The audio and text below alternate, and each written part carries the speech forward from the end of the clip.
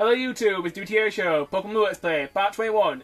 In the last part, we evolved Geodude twice, so he's now a Golem. I'm going to leave Golem for a while now because he's pretty much set for the gym battle. I have to admit, after seeing Golem's sprite on N64 Pokemon Stadium, that looks utter crap. Yeah, in the previous part we also used the trading thing on Pokemon Stadium to get Golem, so we upgraded the graphics slightly. Are we going to do that to anyone else? So now that we have the technology? I don't know if we are. Anyway, next battle.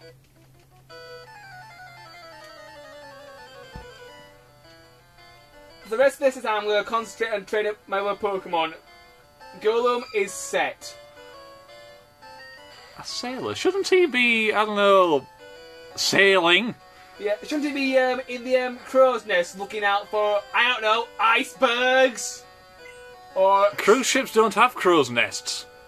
Well, he should I don't think so, do we? He should be on top with... They have radar. He should be on... He should be on the highest point of the ship with binoculars then. And there aren't many crow's nests. Also, you're not looking at bikini girls in the pool on the front of the ship. Well, that's what I'd do. Stuck up in the middle of God knows where alone with a pair of binoculars and a pool down there somewhere. What do you think I'd be looking at? That's what the Titanic crashed. The guy in the crow's nest was too busy ogling the girls in the pool. That's an interesting theory. Forget about the switch theory. That theory actually makes sense. I've heard worse. Yeah, the switch theory. Apparently, we switched the Titanic with its sister ship because the sister ship was beyond repair. Yeah, it's an interesting theory, but there's not that much to back it up, really. So you're trying to tell me that... what is the Titanic's sister ship? I can't remember what it's called, but the Titanic had a sister ship, and apparently, according to one theory, they switched the two ships because the sister ship was in a bad state, so... So why the hell did they send it out, then?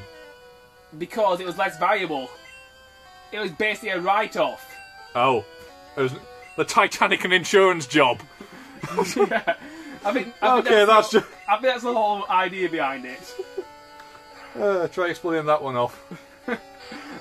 Yeah, I can imagine going up to the insurance office. Right, what's the insurance charge for being hit by an iceberg? I don't know. How much did the Titanic cost? How much was it worth? Seriously, not just the ship. You got the engine, all the people that died on there, all their valuables. Oh God! All that expensive furniture had to come from somewhere. I think you need a very big checkbook. Alright, where's this item? Oh, we've got an ether here. Ether. That'll come useful later on. I'm pretty sure. Next cabin. I may be wrong, but I'm pretty sure ethers are poisonous. Well, in this game, they recover your PPs. Oh, fair enough. A stand ether gives you 10 PP back on any move you like. Maximum ether recovers all your PPs for one moves, and elixir for all the Pokemon's moves, and max elixir I think it's for something else. But max elixir are so rare you don't get them that often.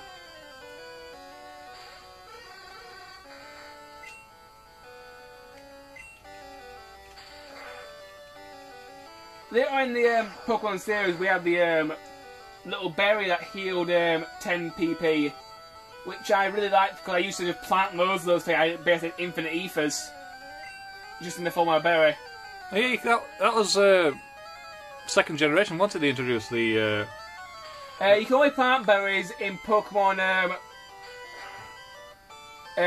Platinum and Emerald. Yeah, the others they just sort of grew, didn't they? You couldn't plant them in Pokemon Silver, but in Pokemon Silver, if you went back to the same tree the next day, the berry was there again. Apparently. Yeah, they used to grow every 24 hours. Pretty darn good, is that? When I actually first played the game, I didn't actually even know that. I thought you talked to the tree, it was gone. Alright, he's got a Staryu. Next, I'll put in Pikachu. Okay, I've typed in Titanic's sister ship and come up with the HMS Britannic. No, I don't think... Hang on, sorry. RMS Olympic, sister ship to Titanic. That might be it.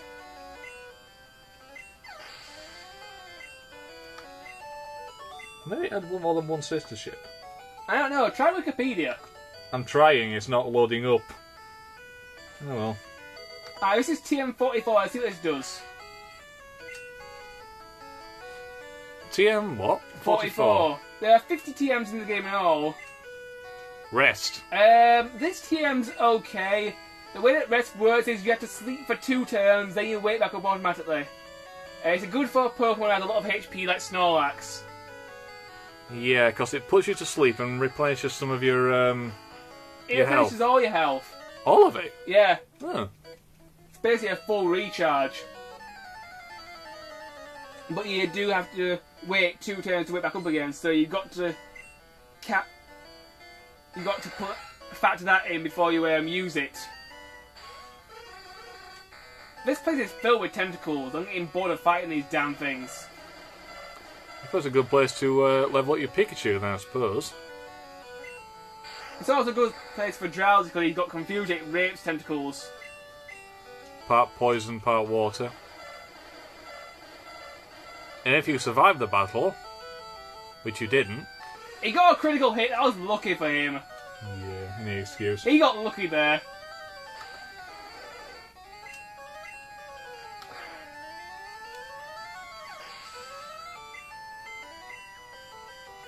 I don't to put a damper on the day, mate, but I think your internet's down. I'm not Wikipedia is not answering my call. So go back to the game FAQs and we'll talk about the Titanic maybe later on. We can get the internet to work. Fair enough. So, okay, we've passed. Well, we haven't got to Gary yet, have we? We're getting there. We'll be there soon, hopefully. I don't know. The last three episodes we recorded have just been a blur. Yeah, all we've done is track progress and gone through Route 11. I was hoping to be onto the gym leader by now, but this has gone slower than expected. Lieutenant Surge next. I'll go through him when we get to wherever the hell we're going. I've just remembered, Lieutenant Surge's gym is a bitch because there's this little switch puzzle. You have to look for switches in dustbins. It's probably going to take me forever to find the bloody things. Yeah, we've got a grid that's like, it is like something like 7 by 7 square dustbins. Yeah. We randomly just walk up to the dustbins, and every now and again you find one with a switch in it. You flick the switch, and that automatically means that the ones above it, below it, and directly to the left and right, so those 4 around the one you just clicked on, one of them has another switch. And if you don't get it right, you got to start again. You got to do it like 3 times. That out. I always just picked a random one and then picked another random one and I thought it worked. No, when you click on you walk up to these bins. Click on them in unison. Well, not in unison, you idiot. In any random order until you find one with a switch in it. And when you click it, that means that the 4 that's above it, below it, and left and right, those 4 have a 1 in 4 chance of having a switch in it. Right. I'll go down here now, YouTube, because we've come to the end of that other corridor. That's a stairway going up. Right. Have you healed? Yeah, I better go heal. Adam, pause camera. Okay. We're pretty sure Gary's lurking around here somewhere. Right. Off we go. I'm going to head this way now, YouTube. We think it's the right way. I hope so. Not that we care or anything. This guy shows you the sprite of Snorlax. Whilst we haven't talk about Snorlax, it's a very good Pokemon. It's probably the best normal type in the game. It's a very good brick wall. Basically, anything that hits this, whether it be special attacks or normal attacks, this thing can take a lick and it keeps on ticking. I have to confess I've never caught it. Its big weakness is fighting. Everything else, it can stand up to a tremendous amount of punishment.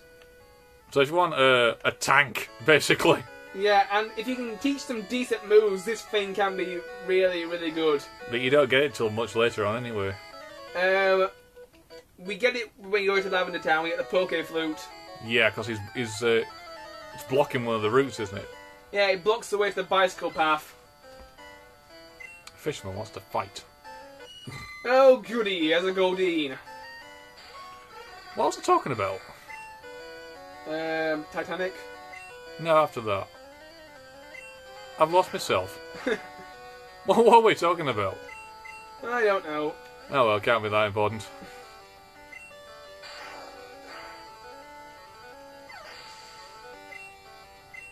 Coming towards the end of this then now, YouTube. At the end we'll get the cut HM, we'll be able to cut down all those annoying trees. And once we beat the gym leader, we have to do some backtrack and get the Flash HM. Where was that? It's just through the Diglett cave in a little house. Ah. I remember a few weeks ago we deleted a part, and I went through the Diglett cave thinking I could get it then, and I ended up having to backtrack because we realised it was about 5 minutes on one video. It was just a complete dead end at that point. You will not see this video, YouTube. It's already been deleted, but it's an interesting topic. Yeah, it should have been released like 2 weeks ago anyway, so... Hmm.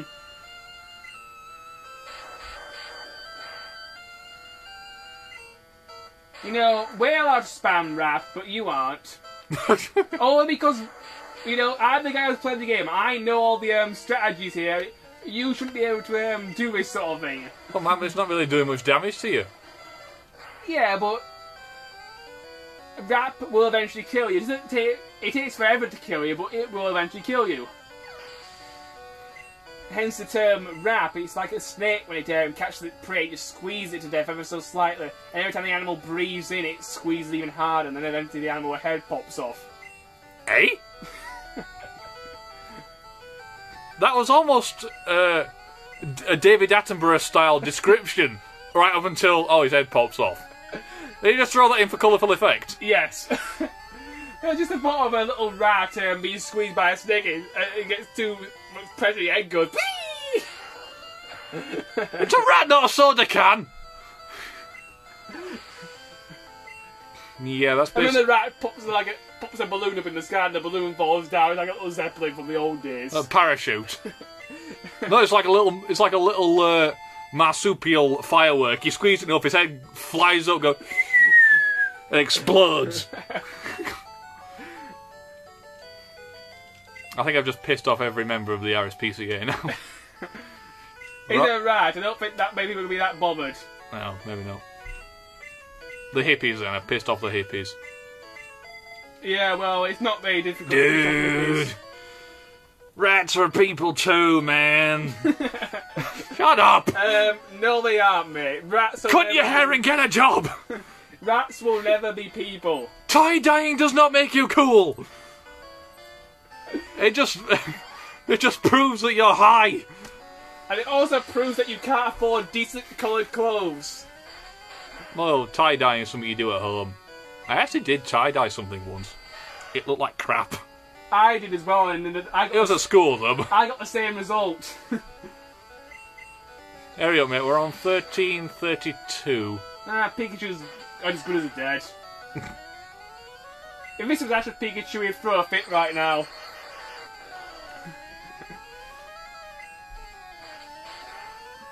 Pikachu's a people too, man. You shouldn't do that. Sorry. Pikachu's a Pokemon! Yeah, but they're intelligent, man, you know. I do the stoned voice too well. Okay, do you want to leave it there? Right, you to the next part, which I'll investigate this cabin. See you next time, man.